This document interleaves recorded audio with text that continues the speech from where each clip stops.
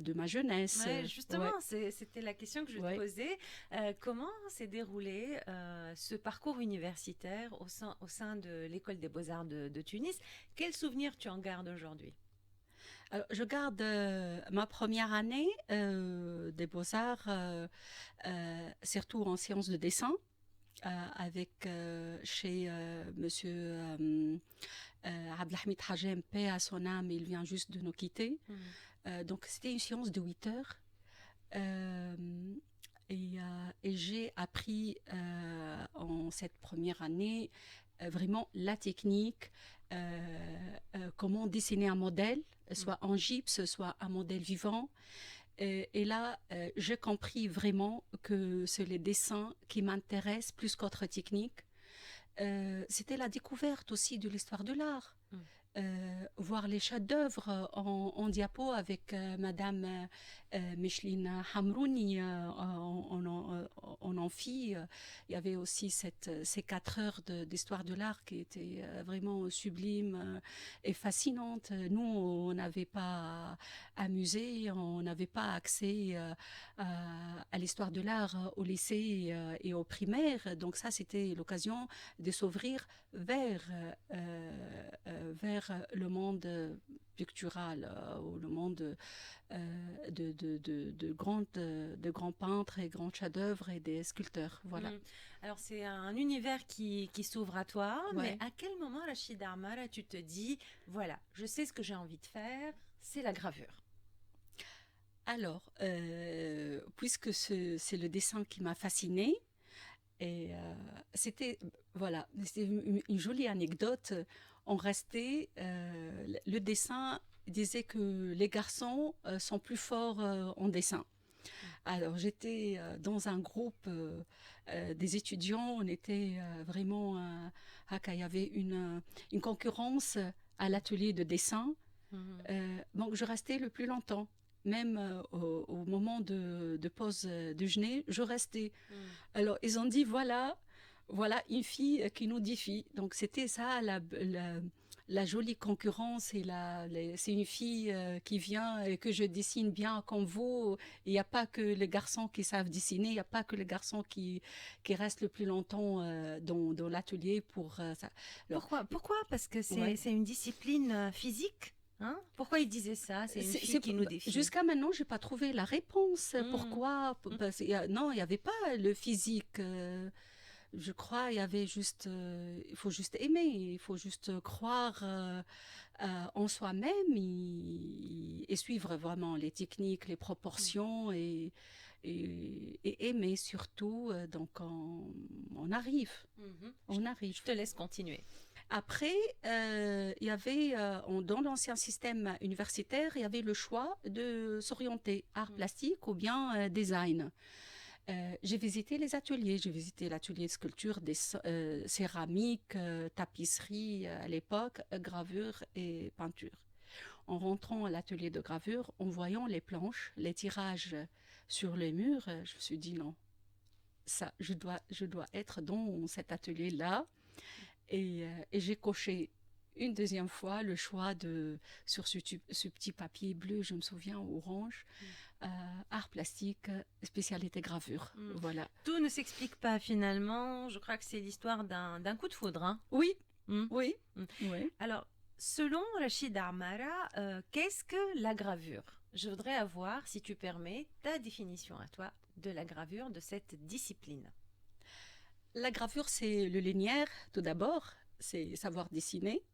Franchement, faut être un bon dessinateur pour, euh, pour être un bon graveur, parce que la gravure, au contraire des autres disciplines, on voit pas les résultats tout de suite. Mhm. On voit presque 30% des résultats parce qu'on est en train de graver. Après, à la fin, on va imprimer pour voir le tirage, pour voir le résultat. Donc la gravure, c'est une technique d'impression si on va parler de la gravure, on va rester 2 heures, mais Oui, brièvement, la oui. technique, en Tunisie, voilà, je parle parce qu'il y a des étudiants qui nous écoutent. La technique utilisée ou travaillée en Tunisie, c'est 2 techniques. La gravure en creux, c'est la gravure en taille douce, et la gravure en relief, qui est sur bois ou linoléum. Le linoléum, ce sont des plaques en gomme, en caoutchouc à une épaisseur à partir de... Donc, on grave avec des gouges Mhm. et on passe l'encre avec des rouleaux, un rouleau et encre pâteux. En plus, on dépose le papier, on imprime au dos de la cuillère et là, on a le tirage. Oui. La gravure en creux, elle se passe en Tunisie sur le cuivre, on n'a pas le zinc, soit en pointe sèche, la gravure directe avec une pointe en acier, spécialement pour cette technique, ou en action chimique qui est l'acide, quand la plaque est couverte par le vernis. Et là, on rentre avec l'ancrage, on ancre la plaque, on essuie avec de tarlatane, une sorte de tissu. Et après, on passe la plaque sous la presse de taille douce, une presse spécialement pour les graveurs, et avec un papier humidifié d'un grammage précis. Et la plaque passe sous le rouleau, compressée. Voilà, elle est compressée entre 2 rouleaux sur un plateau pour avoir de l'autre côté du plateau, quand elle sort, un tirage qu'on appelle tirage soit eau forte, Mm. soit pointe sèche. Voilà. Alors ça, c'est pour l'aspect un peu technique, hein. Oui, oui, Il n'existe pas une seule approche de la gravure, il n'y a pas une manière d'approcher la gravure, mais voilà, la gravure c'est pluriel. oui.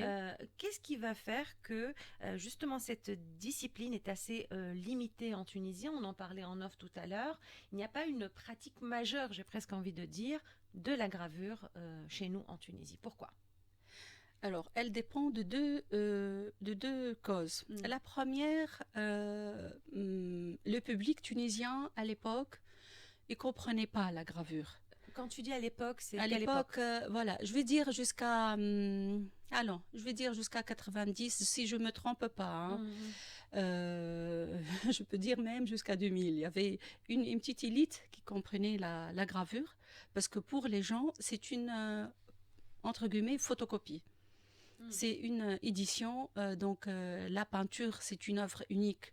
Elle a plus de place, elle a plus de valeur. Là, il n'y a pas un marché pour acheter. Il y a pas vraiment, il y avait que 3 noms connus, Monsieur Chaltout, Guide Retrik et Monsieur Ben Mefteh. Mm.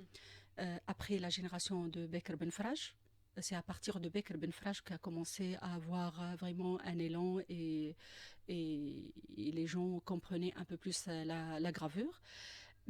Aussi, le marché, je vais dire, acheter les outils, les encres, les pointes, la presse, tout, on ne trouve pas facilement l'outillage et la matière première. Voilà, je trouve le mot, Mm. la matière première pour avoir la gravure. Donc, la majorité des étudiants ressortissants de l'école de beaux-arts, la majorité, ils étaient excellents en gravure. Mm. Mais vu que la gravure, elle se vendait beaucoup moins cher que la peinture, Mm. les étudiants qui ont continué un parcours artistique, ne se contentaient pas seulement de la profession de prof d'art plastique, ils ont choisi la peinture parce qu'elle est plus rentable. Mm. C'est un peu la star, hein, de toutes les disciplines, il faut le dire, Voilà, hein. Elle est médiatisée, on expose voilà, plus facilement, ouais. elle a ses acquéreurs, elle a son public. Donc la gravure, si je comprends bien, quand on fait l'école des beaux-arts, ça fait un peu peur. Oui, exactement. Mm. Exactement, ça fait un peu peur parce que après, c'est pas facile d'avoir un atelier. C'est très sophistiqué, ça demande vraiment un petit fonds pour avoir une presse, des bacs et tout. Mais les galeristes, c'est maintenant qui ont accepté, maintenant ça fait 10, 15 ans, ils ont commencé vraiment à intégrer plus la gravure sur leur CIMES Mm.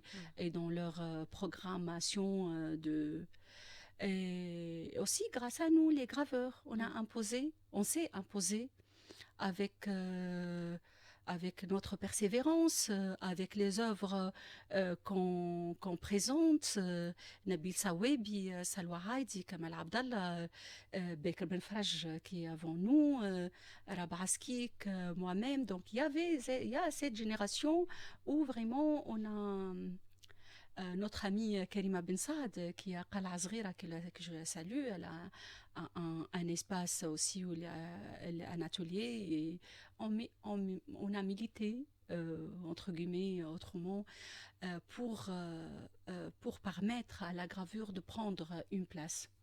Alors, son histoire est quand même assez incroyable, hein, parce Ouais. qu'elle remonte aux cavernes historiques. Hein. La gravure D'accord. a toujours existé, en passant par les magnifiques œuvres de la Renaissance, à travers les âges, la gravure a toujours captivé, inspiré.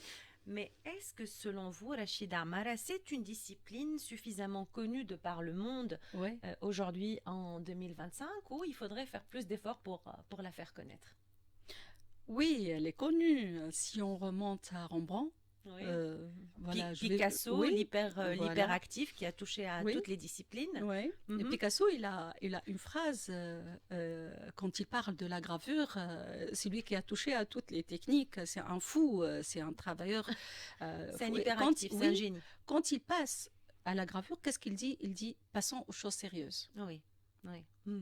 Donc, il laisse tout de côté. Quand il parle de la gravure, il dit passons aux choses sérieuses. Goya, Oui. et là, le désastre de la guerre, cette série de gravures de 82 Oui. gravures en 1800 et quelques, 1810 jusqu'à 1815, pour illustrer, pour parler de la guerre, les désastres de la guerre. C'est Il a une œuvre réalisé. colossale. Hein. J'ouvre une Ouais, parenthèse ouais, qui me fascine. Hein. J'invite ouais, les auditeurs ouais, et les auditrices qui ne ouais. la connaissent pas à la découvrir, les désastres de la guerre de Goya. Donc, De oui. Goya, oui, 82 gravures. Oui, incroyable. Ça, c'est incroyable.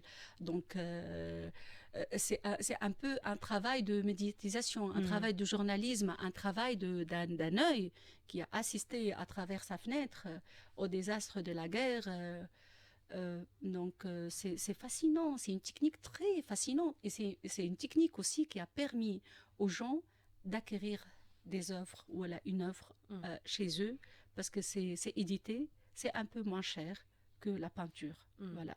On reste ensemble, Rachida Amara, c'est le portrait du mercredi, c'est jusqu'à 13h et on ne change pas nos habitudes, c'est l'invité qui propose sa playlist. On retrouve Fayrouz, c'est ton choix, Oui. on en parle après. D'accord.